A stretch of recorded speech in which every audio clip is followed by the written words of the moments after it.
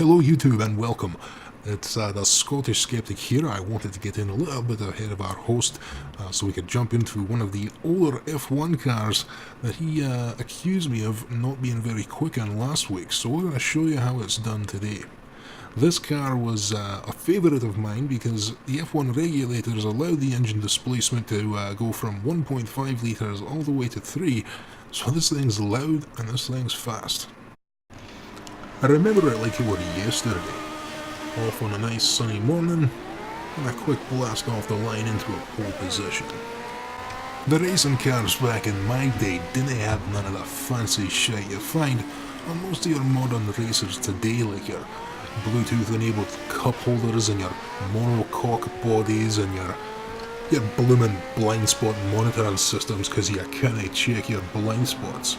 No, today we're going right back to the real heyday of racing, where it was just you and the machine and some shite riding your gearbox. The Lotus 49 Cosworth was built at a time that was very interesting for F1 racing. It was the days long before things like traction control or active stability control. There was no such thing as an anti-lock braking system. There was no such thing as turbochargers through forced induction at this particular time in F1 racing. After some extensive contract negotiation, the Ford Motor Company eventually agreed to produce the engine that's now used in the Lotus 49 Cosworth. It was referred to as the double 4-valve, or DFV for short, and it was known for its power and its reliability.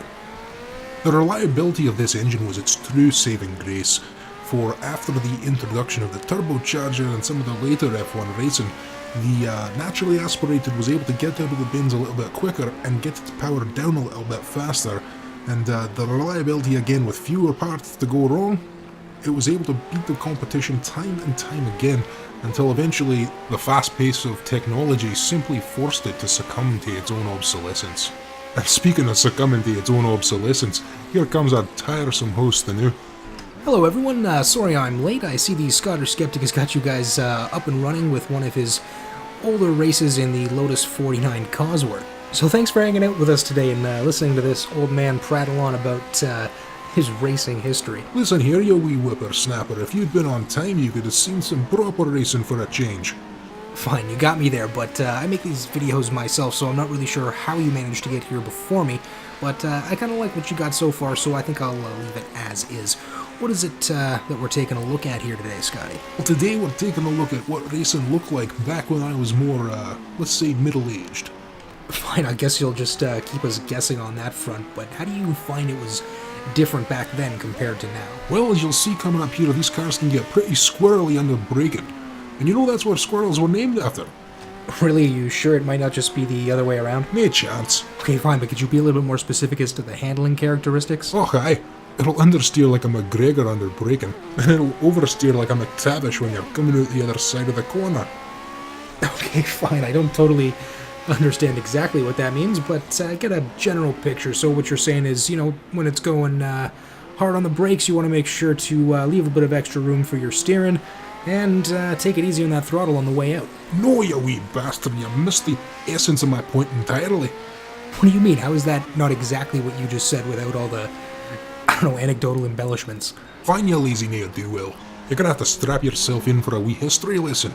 The year was 1173, and the McGregors and the McTavishes were... No, we don't have time for any more of your history lessons right now. What we need from you is just a general idea of what do you think made this car really special? Well, that would definitely have to be the DFV engine. There's just no performance like you get out of a proper 3-litre V8. I don't know, there have been quite a few improvements over the years to make these things smaller and faster. No way in boy, Heed, what are you on about? Well, as much as I love the 3-litre V8, let's see what a few years and a quarter-litre can get us up to. What in the name of William Wallace are you driving? Well, this is a 250cc shifter kart, and let me tell you, this thing is blindingly fast. Coming equipped with soft, slick tires and a 6-speed gearbox, these things are able to get quite quickly up to about 250 kilometers an hour, which in a modern race car or sports car might be rather comfortable. When you're 3 inches off the ground, it's pretty unnerving to say the least. Aye, I wouldn't mind having a go on one of those things. Absolutely. Well, there's definitely a few races left getting through this Superkart series, so I wouldn't mind having you hop in one of those and see what you think. Speaking of which, what is it that motivates you to get out on the track? I mean, why do you find, like you said last episode, risking life or limb to be so exhilarating? I find that getting behind the wheel of a dangerous machine like one of these to be the ultimate expression of my freedom. Like what, your freedom to drive quickly? No. Your freedom to brake hard and nail the apex? No. Your freedom to... Oh, would you just shut it, you wee impertinent bastard? My freedom to take my own life in my own hands. It's one of the few remaining ways of truly experiencing the transient nature of time. Well, that was a bit of a deeper answer than I was expecting. It's definitely an interesting perspective. I suppose that because Project Cars is only a simulator, you may not experience that same life or death terror. Oh, I agree with you on that one. It does look rather magnificent. And I see you cleaned up your lines a little bit. Yeah, I found the added downforce coming from that rear wing really helped keep that back end in check. Aye, well, make sure to keep your own back end in check. I've noticed we've been focusing a little bit hard on these Project Cars videos, and I think we need to move on to some other games. Absolutely, we can definitely take a look at some of the other titles in the gaming library while we're waiting for some of the early access titles to release some new patches, so stay tuned for some of those in future episodes. Aye, and make sure to like and subscribe if you want to hear more from me, the Scottish Skeptic. Fine, Scotty, you can jump in on some of the other games, but we gotta have a serious talk about this starting the show without me nonsense. It's your own fault, you wee scamp. How does that make any sense, and how did you even get in here? The tangible boundaries of space and time are of no concern to the likes of me. Right, okay, well, what do you want to review next?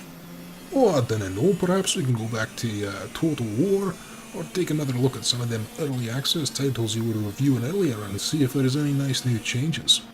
Sure, we can totally do that if you like.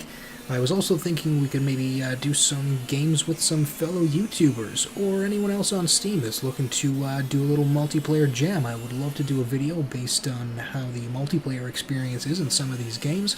So if you guys have any suggestions for some games you'd like to rip, let me know in the comments and we'll take a look. As for Project Cars, maybe we'll take a break until I reach the next stage of driving, so I can show you what that next stage of the career looks like.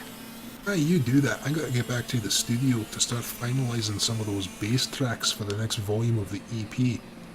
Oh, right, the SoundCloud page. Yeah, on the channel, everyone, there is a link to the SoundCloud page if you are interested in checking out some of the tracks. But if not, thanks for tuning into this episode of The Shredding Skeptic, and I hope to see you next time.